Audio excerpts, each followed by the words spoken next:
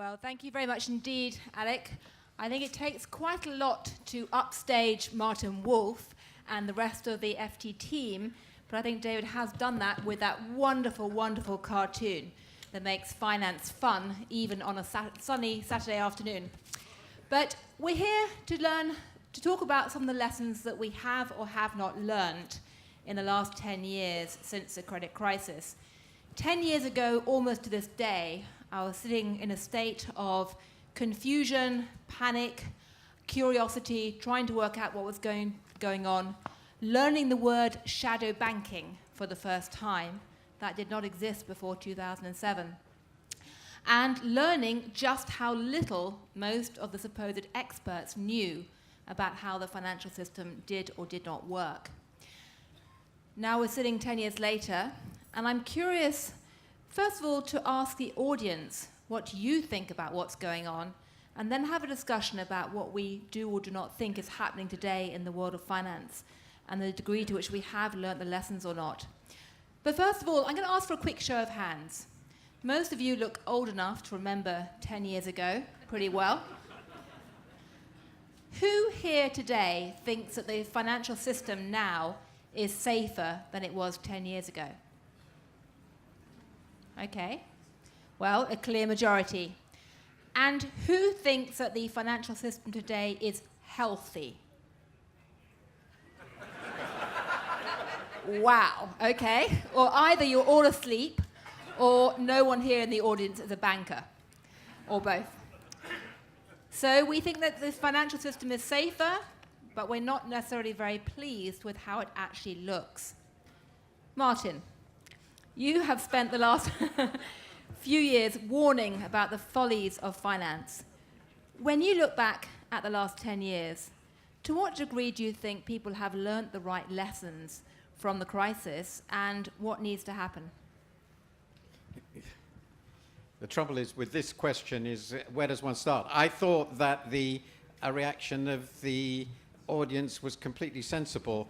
It is safer than it was 10 years ago, I think, and it isn't healthy. That seems to me to be about right. Both are perfectly possible. The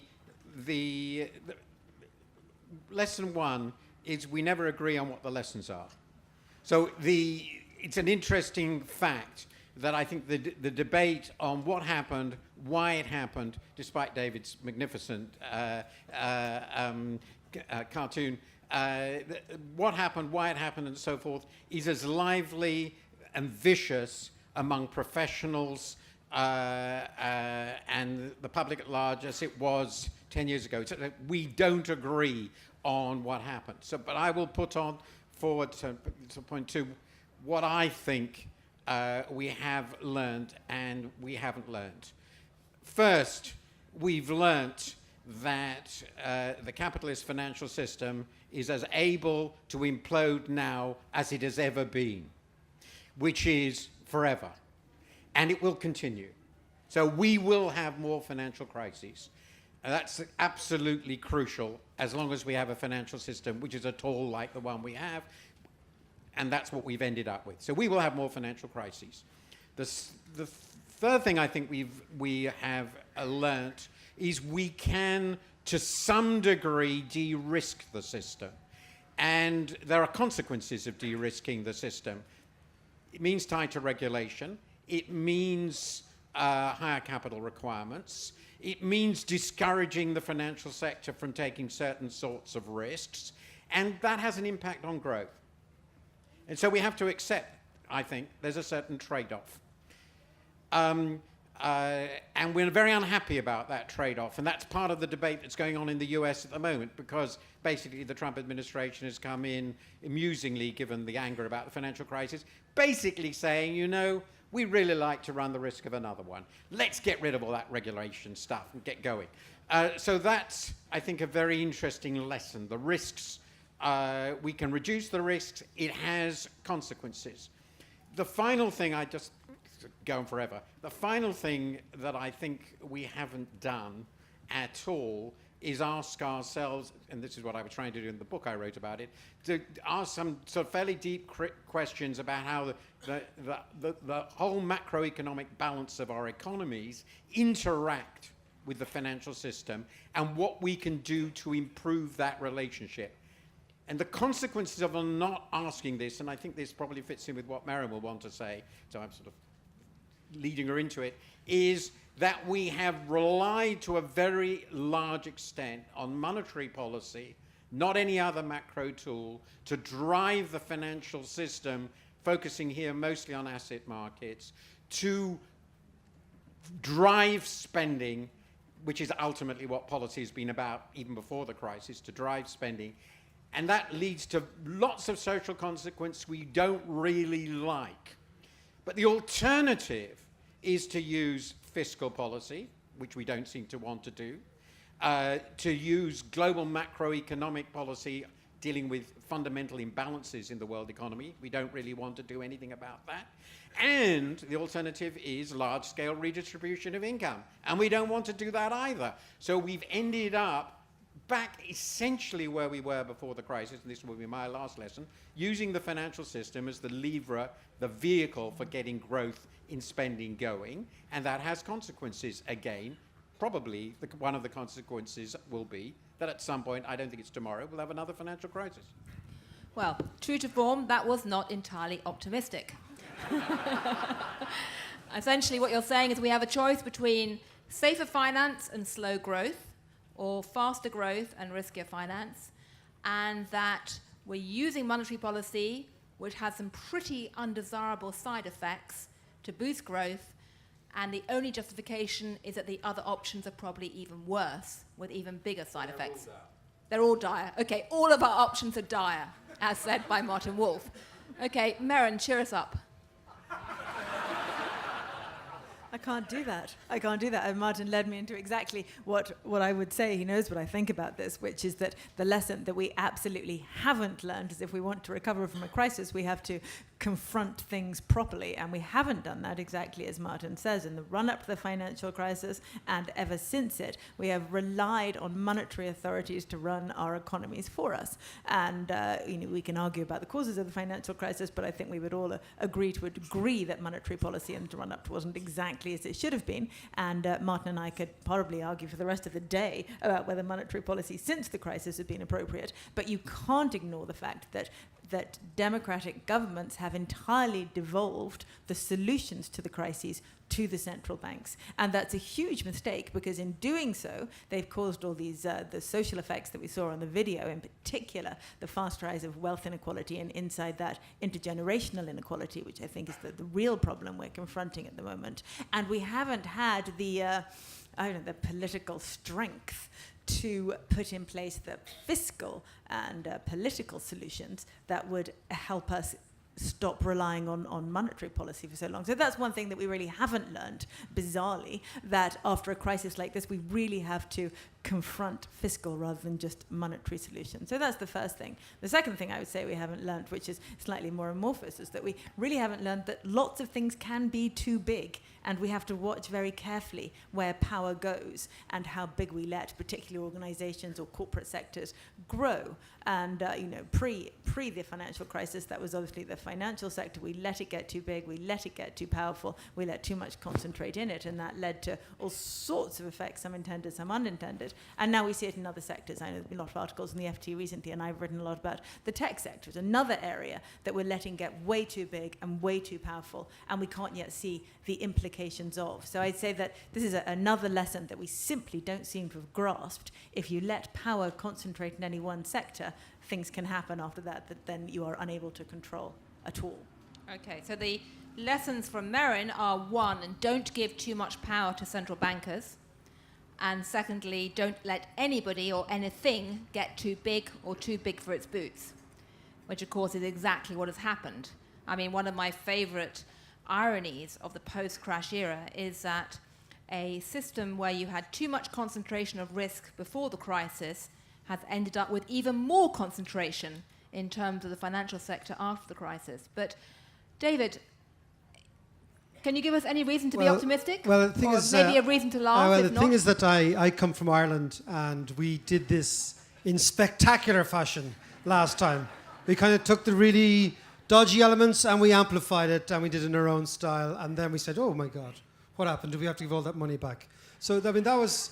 But I mean, the best quote that I've ever seen about banking and whatever was from the U.S. regulator in California, who said the best way to rob a bank is to run it.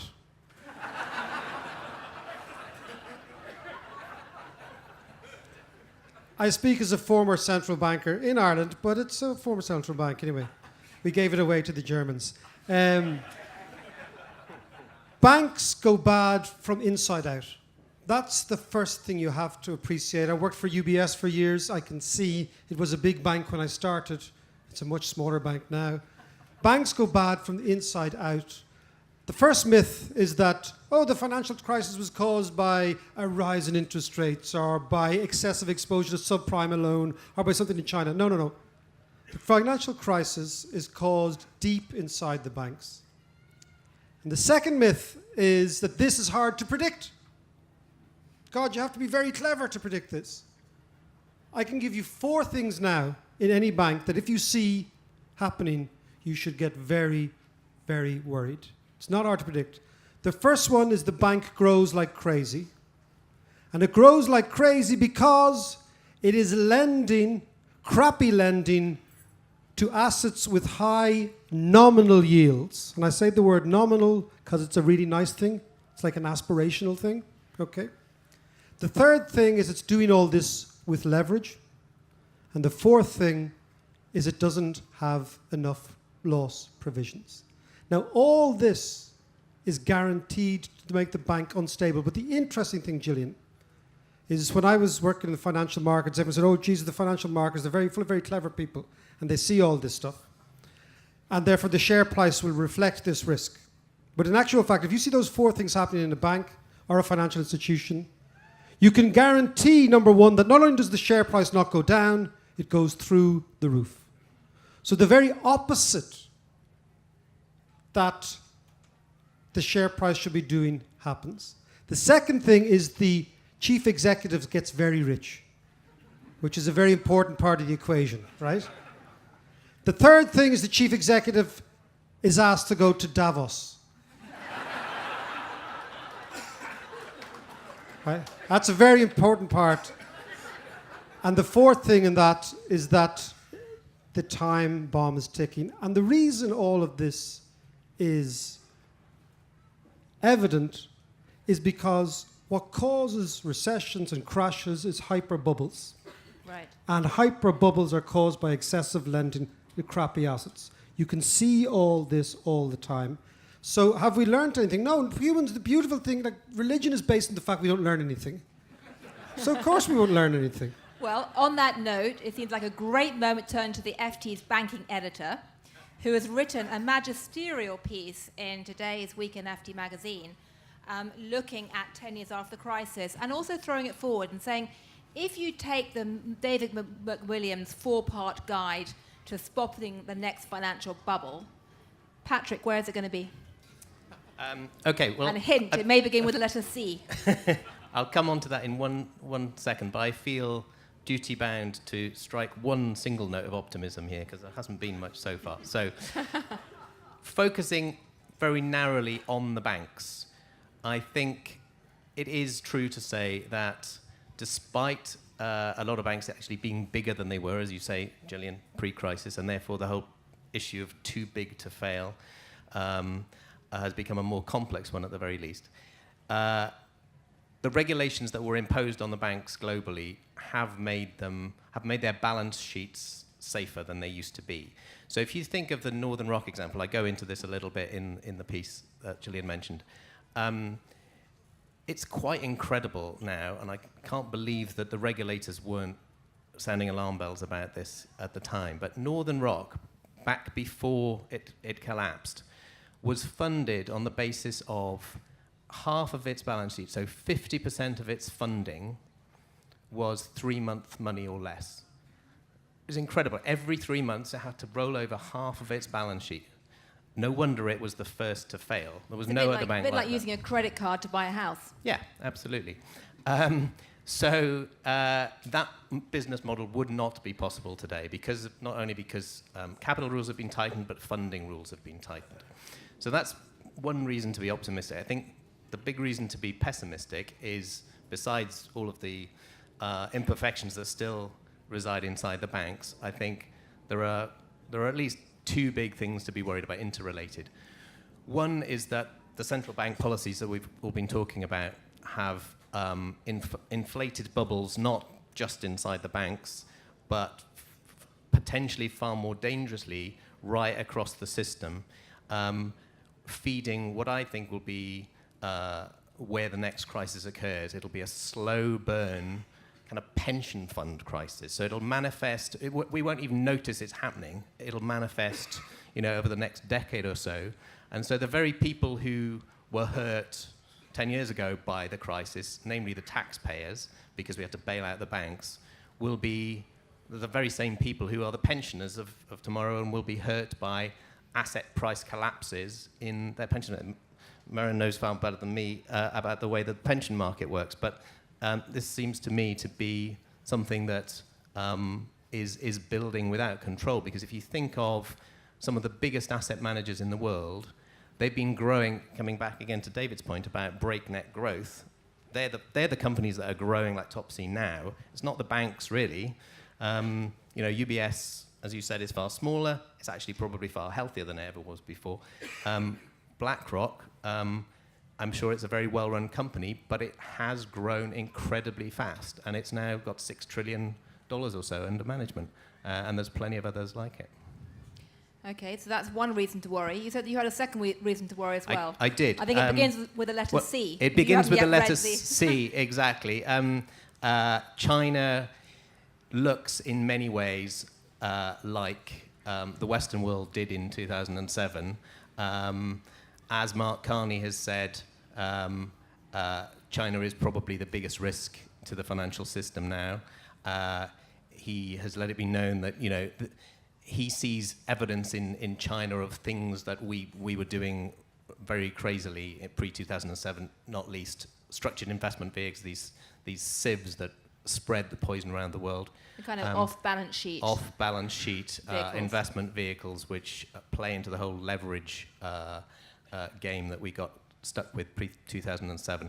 And that's not even going into the whole crazy debt levels. Global debt, much of it driven by China, is at record levels, more than 220 trillion, I think, Martin, is it now? So, yes, I think of all the risks we're facing, China has to be the biggest.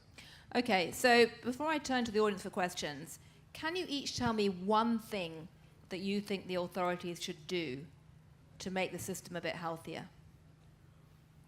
Well, it seems to me that Martin touched on it. The notion that you will deregulate right now after having inflated through QE all sorts of assets, not really knowing how you're going to get out of QE, would seem to me to be not that sensible. So don't deregulate. Well, Regulate. of course, no. I mean, the problem with the free market system is it's designed to amplify exactly what I was talking about, because it rewards through share prices, company valuations, etc., the notion of going a little bit mad.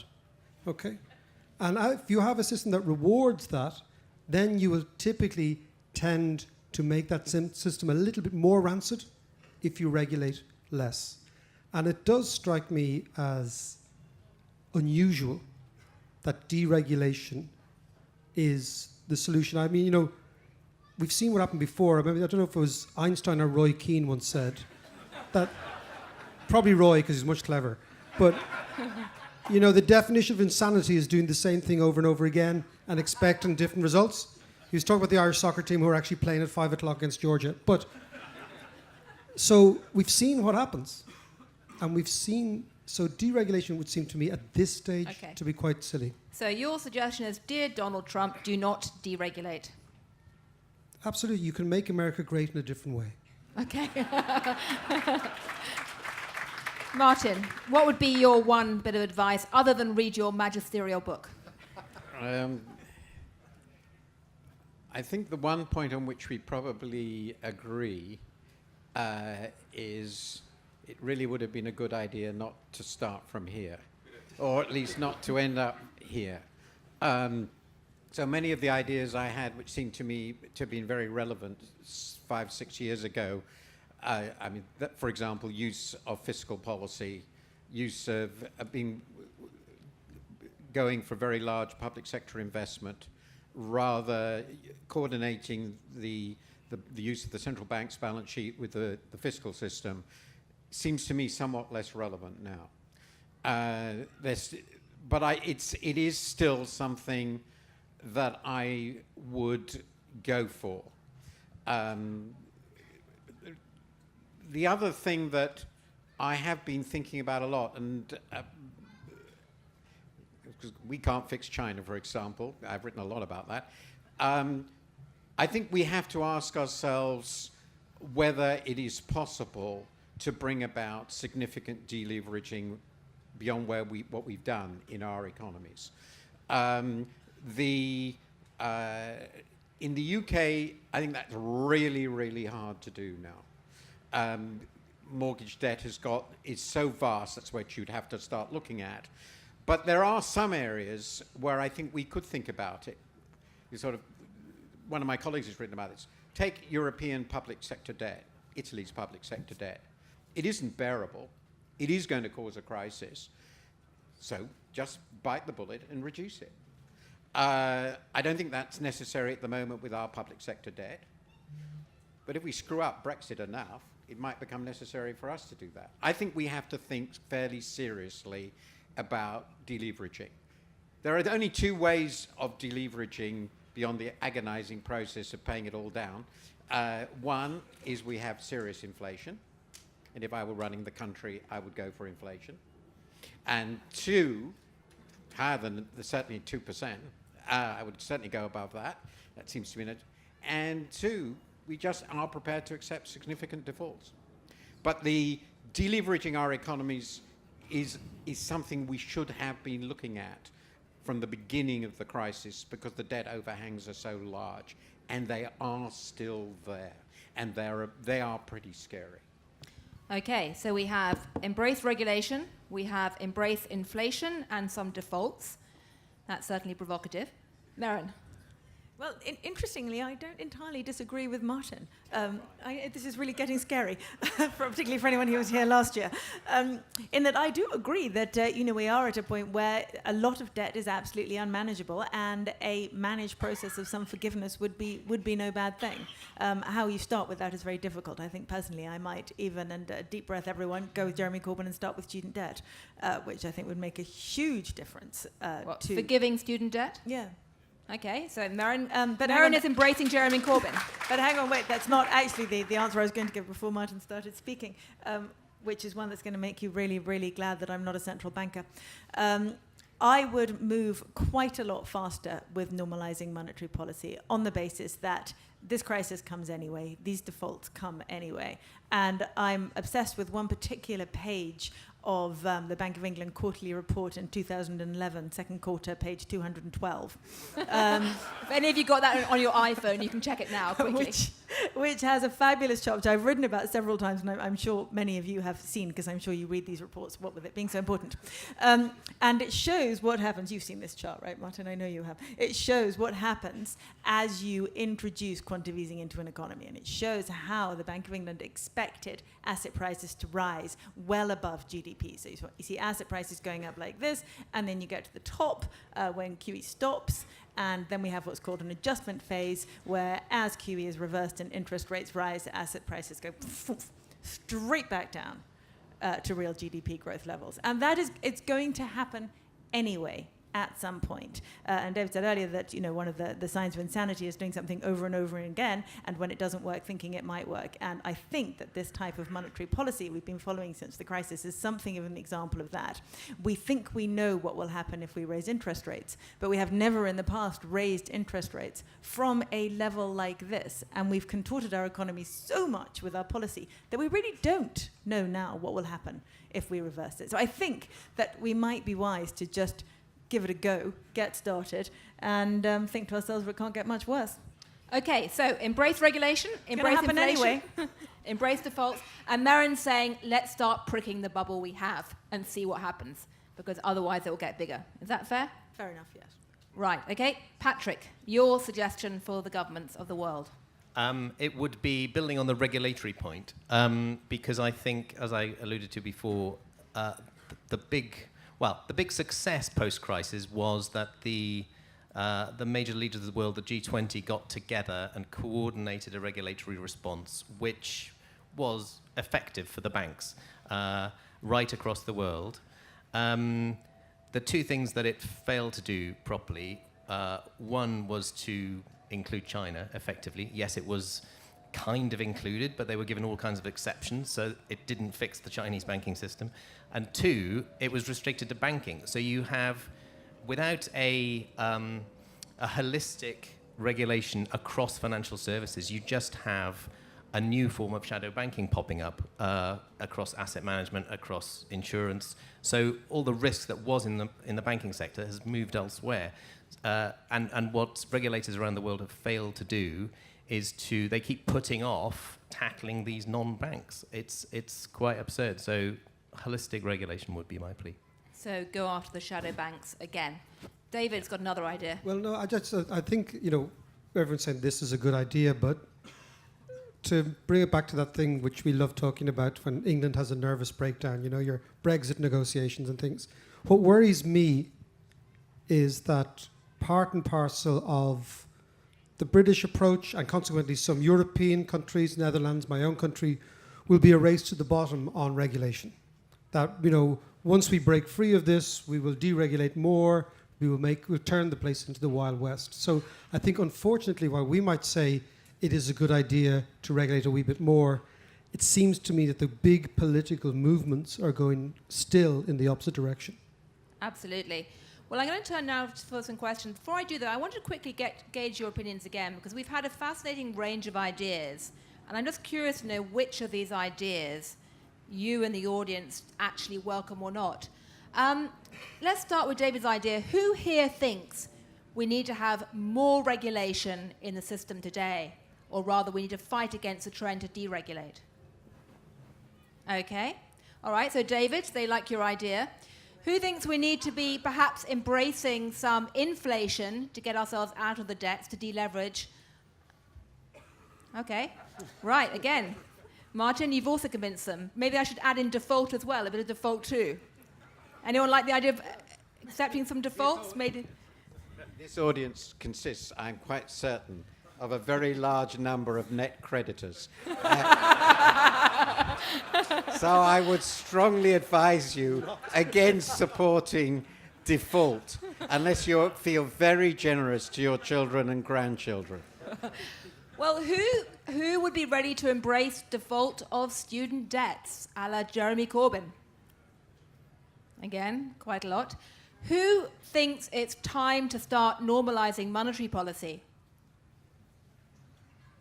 Okay, well, that's a large group. And who thinks it's time to clamp down on the shadow banks? Well, Sure, it's all over now. exactly. Go home. Well, certainly you guys have done a very good job. If we can just put you in charge, and we'll be much healthier. Who would like to ask a question after that? We have many hands waving, unfortunately. I'll have to go with whoever I can get the microphone first, okay? Gentleman in the front, wearing the wonderful FT pink trousers. Thank you.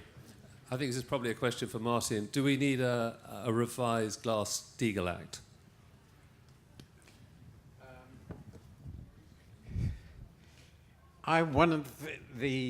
Patrick knows that I was a participant in the Independent Commission on Banking and in the UK, and there were some consequences of that. One of them, there was, I think, in significant measure because of what we proposed, very substantial changes in capitalization of banks and in the funding of banks, and to some degree which I was actually surprised by, we sort of set a global benchmark. So I think we did play some significant, I will respond directly to your question, but in shifting in the more regulation direction.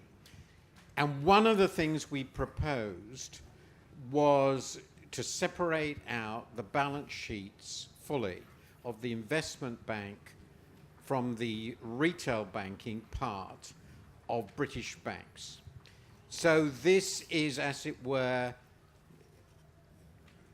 half to 3/4 of the way towards GlassSteagall in the British context. And the answer I would give to your question is, I think, I was persuaded this will give us the benefits of it without the costs. I'll come to this in a second. But the very least, if the ring fencing is done properly, and it should be done very quickly, it would then be a very simple option for the British regulators to go full GlassSteagall, because they've already got completely separate balance sheets. So it becomes very simple to do it. The reason we didn't go the whole way, apart from, let's be realistic, if we proposed the complete breaking up of all the banks, the chances the government would have accepted our recommendations was zero. So we went 3/4 of it without actually going that far. We wanted to get our recommendations accepted. But the other reason we thought was, if the balance sheets of these institutions are separate in this way, but they're part of a single whole, and the crisis, when it comes, doesn't affect both parts of the balance sheet equally, and you can imagine crises where that will happen, won't go, then there will be some advantages in the diversification, which is the consequences of having more than one entity in the group. And there are some particularly important banks in the UK where we thought that would be very helpful. At the same time, we would not allow one part of the group to rely on the other part of the group while under all circumstances. So we felt ring fencing is a pretty good compromise. But if you want to go full GlassSteagall, I wouldn't fight that very fiercely. And once we've done ring fencing, it will be pretty easy to go that way. Right, thank you. Got a question over there, and then over here. How do we factor in the Trump effect? He is emotionally, viscerally opposed to regulation of all kinds. He wants the EPA to go, the FDA to go. And there's no sign that Mr. Cohn or Mr. Mnuchin are holding him in check. Is this a really important factor or not? Can I take that? Patrick, over to you. How do we deal with Mr. Trump? I think the first part of the answer is that it's kind of encouraging that we've seen nothing much so far in the way of deregulation. There's been a lot of talk, but as in so many areas of Trump's America, relatively little action so far. And I think that's partly because he can't summon agreement. There are enough forces arguing for actually more regulation, and certainly there's nervousness even across much of the Republican Party about deregulating quite at this stage. So I think that's the key point. However, that's probably too complacent a view, because I think we will see some deregulatory effect come through from the appointments that he's made across the different regulators. So I don't think there's much vocal criticism of the individuals he's selected so far for the key jobs, but they are clearly less hard line than those that they are replacing, and I think therefore we'll see softer interpretations of some things like the Volcker rule, for example. But I think it's not looking as dire as it might. Martin. I just wanted to, I spend my time worrying about whether he's going to start World War III, so the regulatory question seems secondary. But to me, the most immediate, because I don't think you can repeal Dodd-Frank. There's no chance of it, so it's going to be through regulatory action. The most important question is who's the next Fed chair and the rest of the Fed board. And I'd look very, very closely at who that person will be and the sort of attitudes that person expresses. The Fed is an incredibly important institution. Its failings clearly played a large role in creating the crisis, and shifting to a new Fed chair could be the decisive thing. Won't the Fed chair that Trump eventually picks reflect more Trumpian attitudes to everything? I mean, I think we've got an ethics problem. I was listening to the conversation beforehand about your man who runs Uber and whether he was a good lad or a bad lad and where it's all going to change. But it's very funny, Jonathan Swift in Gulliver Travels talks about this, that basically bad ethics, like in Gresham's law in economics, bad ethics elbow out good ethics. And if you have very bad ethics at the very top, the chances are, to answer your question, the process of elbowing out the good ethics will simply be accelerated. And then, Martin, the suggestion is, who the hell is likely to be... Is there a Trump acolyte to be dropped in on top of the Fed, and what does that mean? Watch this space. We have one, I think probably the last question, sadly. One thing depresses me about the financial climate at the moment compared to 10 years ago. The enormous growth in the betting industry. We are inundated all the time with adverts on betting. Young people are being taught how to get rich quick, and this must have a significant effect on the growth in consumer credit. Is there anything can be done about that? The government is complicit because it's making tax out of all these betting machines, and it seems an insidious growth which is not going to lead to anything good. So are we Shouldn't turning talk about Goldman Sachs like that.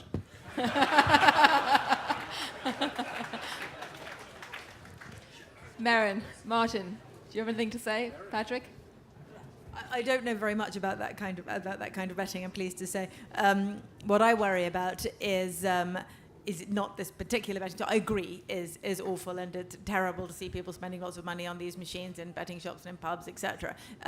What has to always worry you in any kind of asset bubble of any kind is the idea that you can get rich quick doing anything. And you see this all around us with the various bubbles that are building up. And when I speak particularly to the young, exactly, they're always looking for a way, because they can't get hold of the wealth that the older generation have. They can't get on the property ladder. They haven't got the pension wealth, etc. They're constantly looking for a way to do things quickly, to get to a goal at the same age that their parents got to at that goal. That structure doesn't exist for them. So you're right that I think possibly there is more of a problem now with betting, with spread betting, with going into investing in asset classes without thinking about them particularly carefully, without being diversified. So cryptocurrencies are another classic where you see a bubble building. That's probably more your area than my area. But these are all places where we see people looking for a way to somehow build wealth very fast. And it's another consequence, yet another consequence of what I think is wrong-headed monetary policy. I can bring anything back to monetary policy. Anything. Keep shaking your head, Martin. It's been a fantastic session. Unfortunately, we have to stop now. I guess my main conclusion is that if we had these four running the world, we'd be in a much healthier state. But in the meantime, keep reading them. Thank you.